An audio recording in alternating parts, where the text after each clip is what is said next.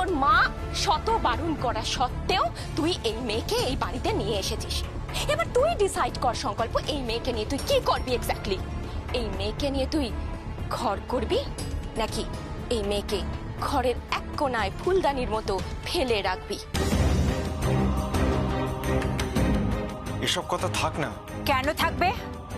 তোকে উত্তর দিতে হবে। আচ্ছা, এটা কি হচ্ছেটা কি? কেন কেন ওকে তোমরা এভাবে প্রশ্ন করছো? এ তোর মানসিক চাপ বাড়ছে, এটা ঠিক নয় তো। প্রিয়ম, প্রিয়ম তুমি যাও, ওই প্রদীপগুলো জ্বালিয়ে দাও, এক্ষুনি পুজো শুরু হবে, যাও। যাচ্ছে।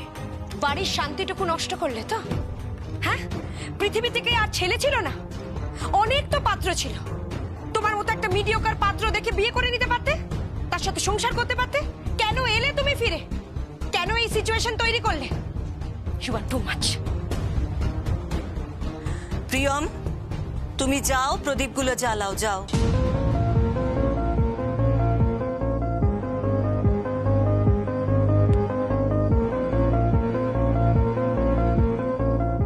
যাকে সব অশান্তি ছাড়ো, ভালো লাগছে না আর এই পুজোর দিনে অশান্তি। বৌদি, আমাদের সবার সামনে এখন একটা নৃত্য পরিবেশন করবে আমাদের সবার প্রিয় বৌদি। আরে না না মিতা, আজ আমার একদম মুড ভালো নেই, এসব বলো না। না, ওসব বলে হবে না, তোমাকে একটা নাচ আজকে করতেই হবে। এই তোমরা সবাই বলো না। না না না না, আমি এসব পারবো না। আমি প্লিজ দিদি, না করতেই হবে। না প্লিজ বৌদি, সংকল্প একটু বল না। দেখ, না না না, তোমাকেই নাচ করতে হবে। উই ওয়ান্টস বৌদি, বৌদি, বৌদি, বল না প্লিজ। করুন, করো না বৌদি। করছি, কিন্তু তোমাদেরকেও আমার সঙ্গে পার্টিসিপেট করতে হবে। না না না, শুধু তুমি তুমি।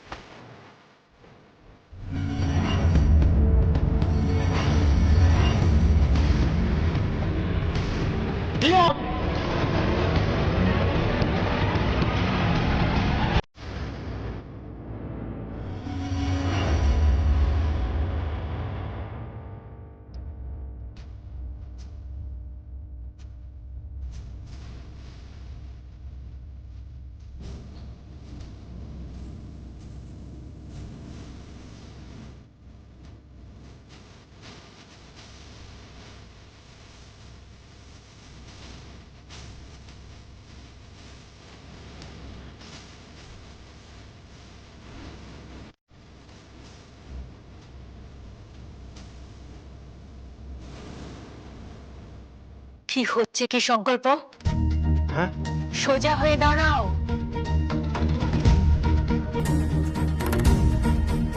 আই সংকল্প, তুই হঠাৎ এভাবে ছুটে এলি কেন? আরেকটু হলেই ওর আঁচলে আগুন লেগে যেত। ভালোই তো হচ্ছিল, মরে গেলেই হতো এই মেয়ে। ছি, এভাবে বলো না। একটু পরে মায়ের সন্ধি পুজো শুরু হবে, এখন এখন কারোর মৃত্যু কামনা করছো?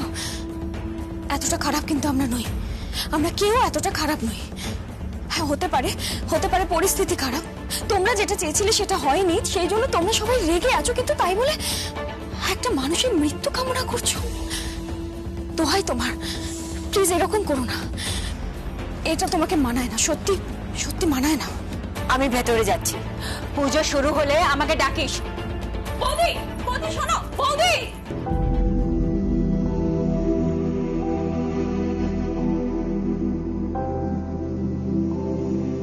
আপনাকে অনেক ধন্যবাদ আমাকে বাঁচানোর জন্য।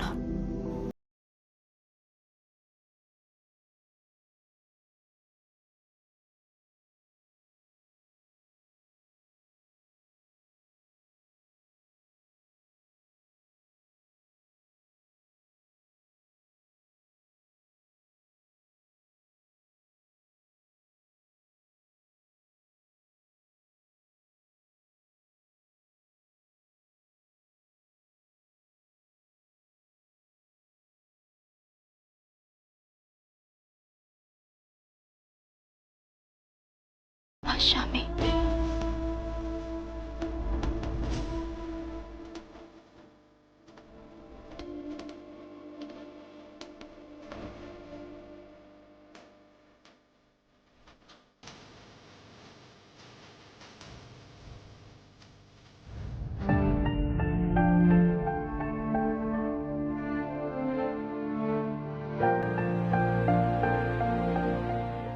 কে? কি হলো, যাবে না? সন্ধি পুজো তো শেষ হয়ে গেল, বাড়ি ফিরবে না?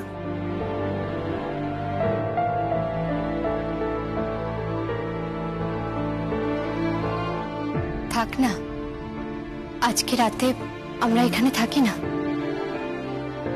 তুমি জাগবে, আমি জাগবো। কি হলো, জাগবে? জাগবো।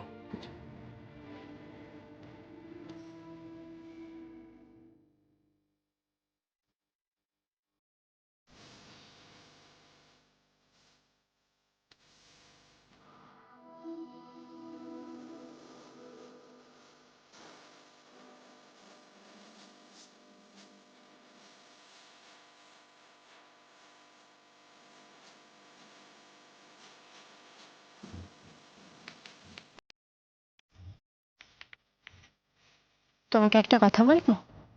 কি? আমার বোনকে একটা ফোন করবে? ও মা, কেন করবে না?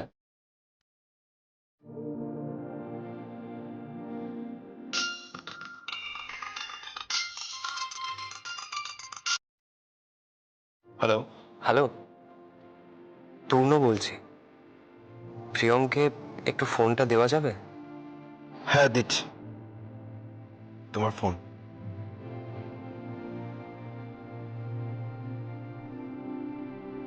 কে বলছেন? আমি দিদি বলছি। দিদি কেমন আছিস? আমি ভালো আছি। আর জামাইবাবু? পাশেই আছে। চুটিয়ে প্রেম করছিস না?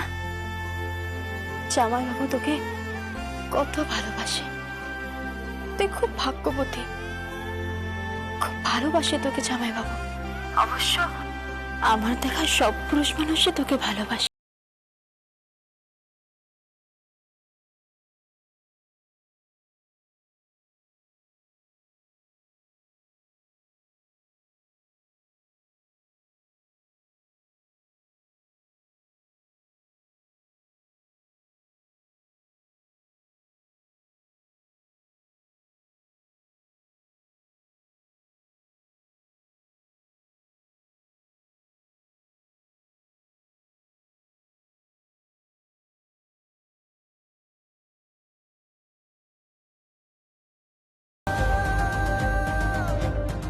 বোন, পাকা পাকা কথা বলো না। এসব অসভ্যতা তুমি কোত্থেকে শিখেছো? এটা তুই অস্বীকার করতে পারবে না বোন, তখন পরিস্থিতি আলাদা ছিল। এখন তোর বরের ভালোবাসা, প্রেম, সংসার সবটাই শুধু তোর। এমন কোনো কথা বলো না যাতে আমি আর তোমাকে কখনো না ফোন করি। সরি, ভুল হয়ে গেছে রে।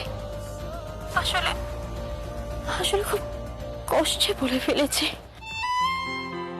ঠিক আছে, ঠিক হয়ে যাবে রে। জানিস দিদি, আজ প্রথম কোনো পুরুষ আমাকে ছুঁয়েছে। কি বলছিস বোন তুই? তোকে কে ছুঁয়েছে? আমার স্বামী। তাই নাকি? আমাকে আগুন থেকে বাঁচাতে গিয়ে আমাকে ধরে ফেলেছিল জানিস। তখন মনে হলো পৃথিবীটা যেন থমকে গেল। যদি থমকে যেত, আমি সারা জীবন আমার বরের হাতেই ঝুলে থাকতাম। ও আমার কত কাছে ছিল জানিস। একটা কথা বুঝতে পেরেছি। কি? তোর জীবনে প্রথম প্রেম এসে গেছে বোন, আর সেই মানুষটা হলো তোর স্বামী।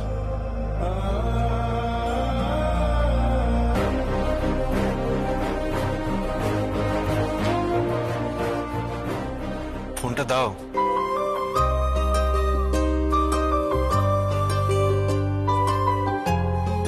দিদি ফোন করেছিল? কি বললো? বলল আমার জীবনে নাকি প্রথম প্রেম এসে গেছে, আর সে হচ্ছে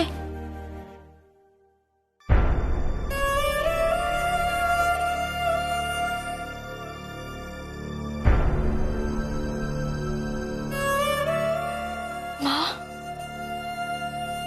আমি যেন আমার স্বামীর ভালোবাসা পাই মা।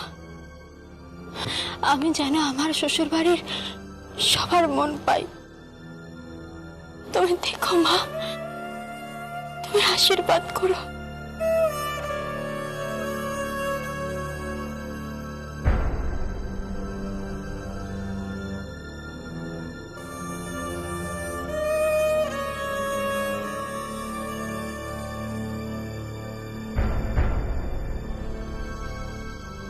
আমরা কি এখানে অপমানিত হতে এসেছি? তোমাদের কেউ আসতে পারেনি, তোমার বরকেও কেউ আসতে পারেনি। ওকে আমি জামাই বলে মানি না, না মানি তোমাকে মেয়ে বলে। তুমি আমার কাছে মৃত। এই ছেলে বিয়ে বাড়িতে যে সিন ক্রিয়েট করে গেছে, তাতে বাজারে দোকানে আমাদের মাথা হেট করে হাঁটতে হয়। পিছনে বলে ওই রাঘব পুলিশ, যার মেয়ে মণ্ডপ থেকে পালিয়েছে। মান বেড়েছে আমার। যে মান দেয় সে মান পায়। সীমা তো ঠিকই বলেছে। আমার এই জামাই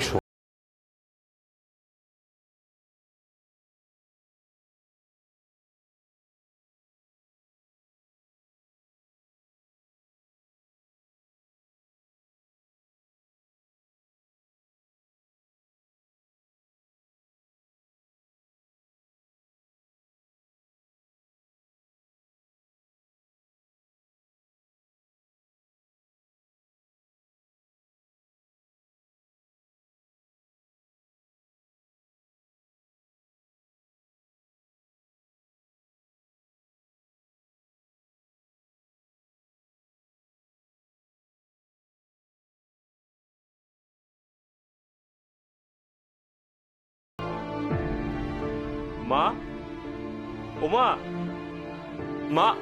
কি হয়েছে? দেখো না, দেখো বাবা কিরকম ঘর অন্ধকার করে বসে আছে। না না না, আলো জ্বালবে না।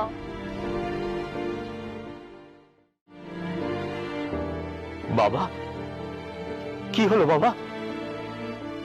আমার মেয়ের কথা মনে পড়ছে।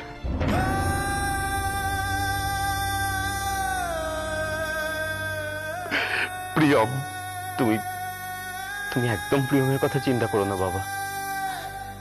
প্রিয়ম ঠিক আছে, তুমি তুমি দেখবে প্রিয়ম ওই বাড়িতে ঠিক নিজের জায়গা করে নেবে। ঠিক।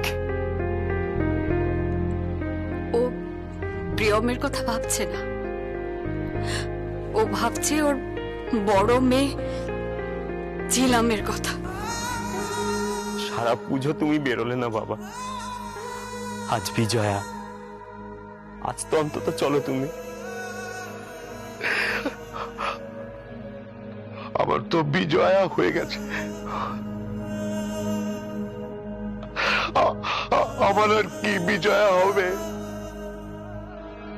আমি তো মেয়েকে বিসর্জন দিয়ে দিয়েছি, আমার আর কি বিজয়া হবে?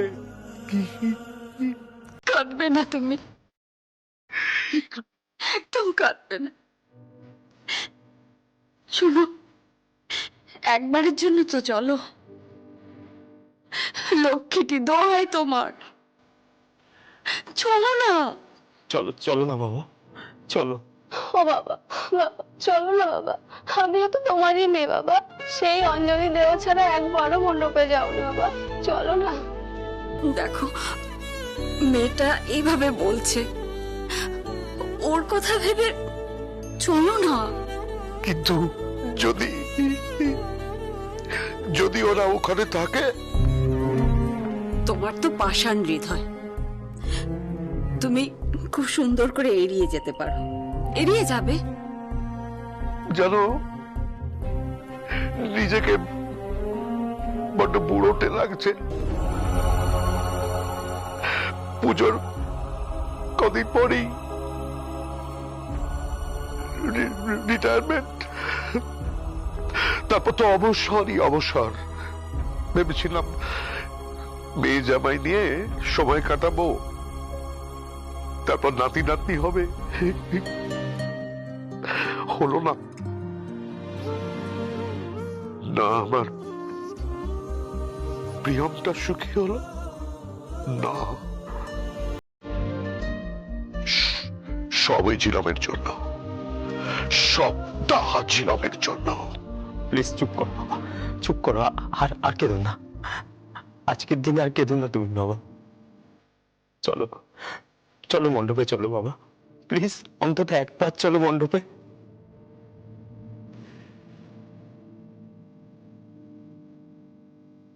বাবা, ওই যে মাইকে অ্যানাউন্স করছে, তুই চলো না বাবা, প্লিজ প্লিজ একটিবারের জন্য অন্তত চলো।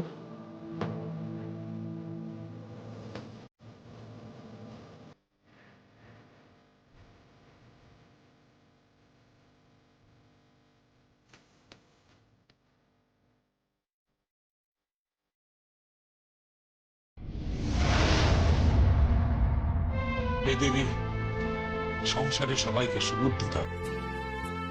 দেবী, তোমার খেলার ময়দানে কখনো তো ভুল বিচার হয় না, কোনো অফসাইড হয় না, কোনো ফাউল গেম হয় না, কিন্তু আমার এই সংসারে ফাউল গেম হচ্ছে। ফাউল গেম, আমার বৌমা ফাউল গেম খেলছে, এবং ফাউল গেম খেলে বাজে ট্যাকেল করে আমার নাত বউকে বাড়ির বাইরে বের করে দিতে চাইছে, মাঠের বাইরে বের করে দিতে চাইছে। দেবী, তুমি দেখো আমার নাত বউ যেন মাঠের বাইরে না যায়, মোহনবাগানের দিব্যি। মা দুর্গা, মোহনবাগানের দিব্যি। তুমি মা দুর্গাকেও মোহনবাগানের দিব্যি দিলে? ঐশানী, কেমন আছিস? ভালো। তাও ভালো তুমি মণ্ডপে আছো। কি করব, এ কি আজকের পুজো? আমরা ছোটবেলা থেকে এই পুজো দেখে আসছি। আমার মনে হয় বাকি পুজোগুলোর থেকে এবারের পুজোটা একটু আলাদা, তাই না? কিরকম? এই যে অন্যবার পুজোর সময় বাড়ির সকলে একসাথে মণ্ডপে আসে, সবাই কত খুশি থাকে, বরণ করা হয়, সিঁদুর খেলা হয়। এবারে হয়তো আর সেগুলো হবে না, এবারে বরণ করাও হবে না আর সিঁদুর খেলাও হবে না। কার কথা বলছিস? কার কথা আবার? তোমার নতুন নাত বউ প্রিয়মের কথা বলছি। ওকে এবারে মণ্ডপে গিয়ে সিঁদুর খেলতে দেওয়া হবে না। দেখে নিও ওর ভাগ্যে সিঁদুর খেলা নেই। সংকল্পের সাথে ওর ভাগ্যটা বড় খারাপ জানো। আমার দৃঢ় বিশ্বাস ওকে কিছুতেই সকলের সাথে সিঁদুর খেলতে দেওয়া হবে না। আর হবে নাই বা কেন, ওদের মাঝখানে তো আছে একটা মস্ত প্রাচীর। ইয়েস, শালঙ্কারা তো, আরে গোষ্ঠপালও তো চাইনিজ বল ছিলেন, আমাদের টিমের ছিলেন, উনিও তো গোল খেয়েছেন। শালঙ্কারাকেও গোল খেতে হবে। দাঁড় কাক বলে যে মেয়েটাকে অপমান করেছে, সেই কাকের কালিমাতেই রূপ খুঁজে পাবে। দেখিস, রূপ খুঁজে পাবে।